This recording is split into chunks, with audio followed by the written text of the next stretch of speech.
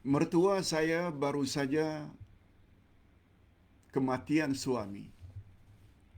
Jadi bapa mertuanya meninggal.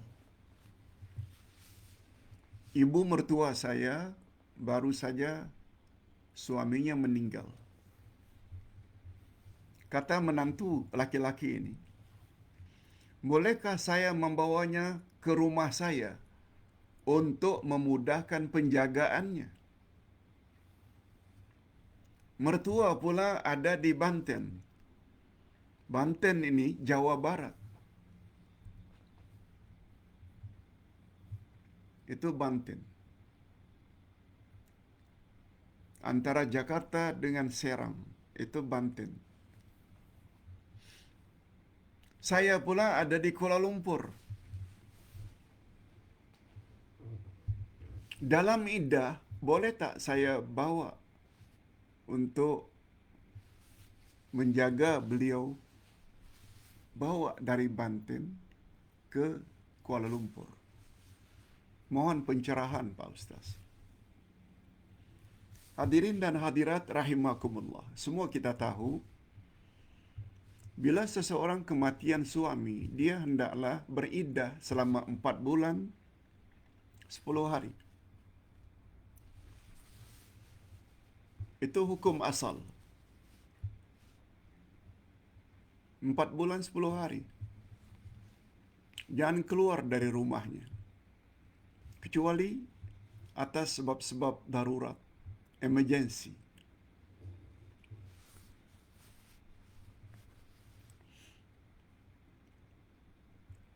Itu sebabnya hadirin dan hadirat, kita perlu tahu ada 2 hukum dalam Islam ditinjau dari satu sudut. Ada namanya azimah, ada namanya hukum rukhsah. Hukum azimah maknanya hukum asal.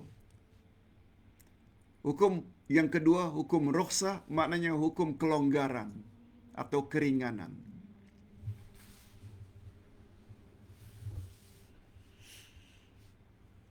Hukum asal, makan daging khinzir, babi, haram.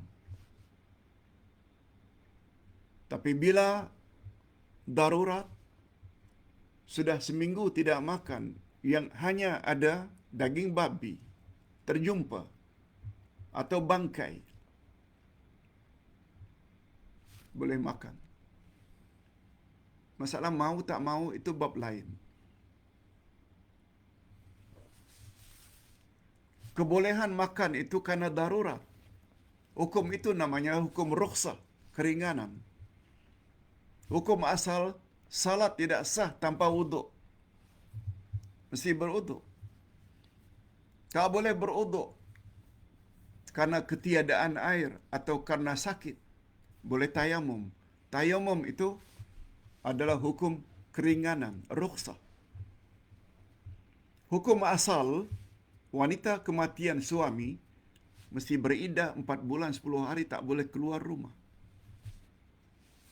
Tapi bila darurat, tidak ada orang yang bersama, tak ada orang yang jaga, nak cari orang tempatan, tidak ada untuk menemaninya. Anak pula dan menantu ada di Kuala Lumpur. Tidak selamat beliau duduk di Banten. Kalau sudah dikategori ke dalam emergency, hukumnya jadi boleh. Itu sebabnya selain kita belajar hukum azimah, hukum asal, kita juga perlu kepada hukum rukhsah. Itu sebabnya dalam Islam ada kaedah-kaedah usul. Sebagai contoh, kaedah itu berbunyi, ad-darurat tubihul mahzurat. Bila dah sampai ke peringkat darurat, emergency, maka sesuatu yang asalnya tidak boleh, maka hukumnya jadi boleh. Di situ pentingnya kita belajar ilmu usul. Orang yang tidak belajar ilmu usul, dia akan jadi orang yang kaku. Akhirnya dia susah sendiri. Padahal perkara itu dibolehkan.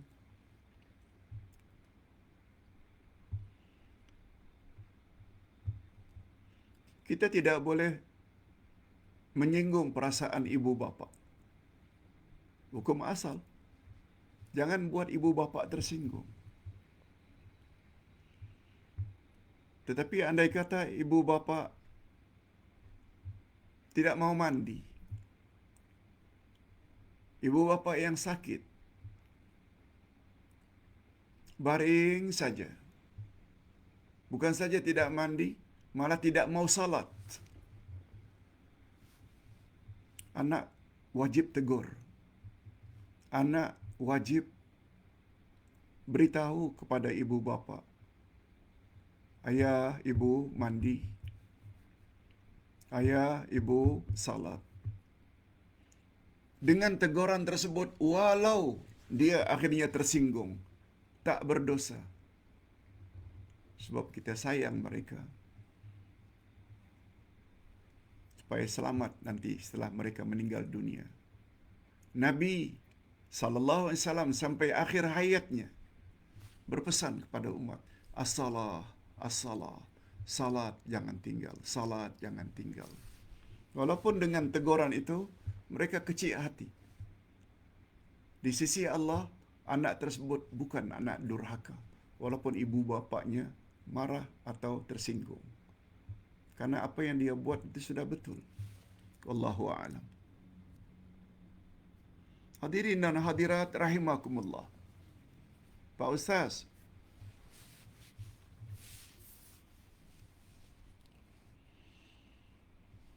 ada yang punya pendapat kita jangan buat tahiyatul masjid, salat sunat tahiyatul masjid bila masuk masjid, iktikaf, berhenti duduk dengan niat iktikaf dalam masjid, dan itu jangan lakukan bila masuk surau. Hatta surau itu surau Jumaat. Ada pandangan seperti itu. Mohon pencerahan Pak Ustaz. Hadirin dan hadirat, dalam hal ini ada dua pandangan.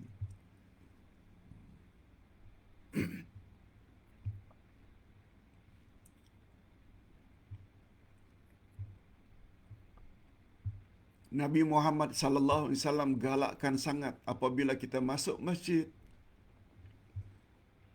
jangan duduk kecuali buat tahiyatul masjid, salat sunat 2 rakaat sebagai penghormatan kita terhadap masjid.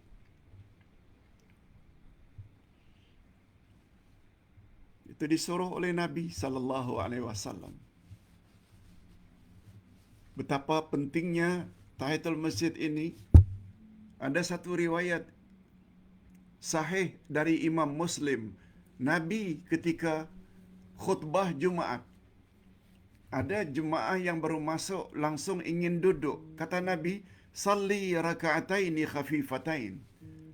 Jangan duduk, salat dulu 2 rakaat secara ringan. Cukup baca Fatihah saja setiap rakaat. Rukuk, i'tidal, sujud 2 kali, naik lagi Fatihah. Nabi tegur dari atas mimbar menunjukkan betapa pentingnya salat menghormati masjid. Nah, sekarang persoalannya, ini bukan masjid Pak Ustaz. Ini surau atau musalla. Ini surau Jumaat. Hadirin dan hadirat, para ulama berbeza pendapat tentang hal ini. Ustaz cenderung pada pendapat yang mengatakan bila tempat itu sudah diisytiharkan sebagai tempat salat 5 kali sehari semalam, 5 waktu. Ada azannya, ada salat berjamaah, penduduk sesuatu taman atau qarya. Dikhaskan memang untuk salat. Walaupun tidak ada salat Jumaat.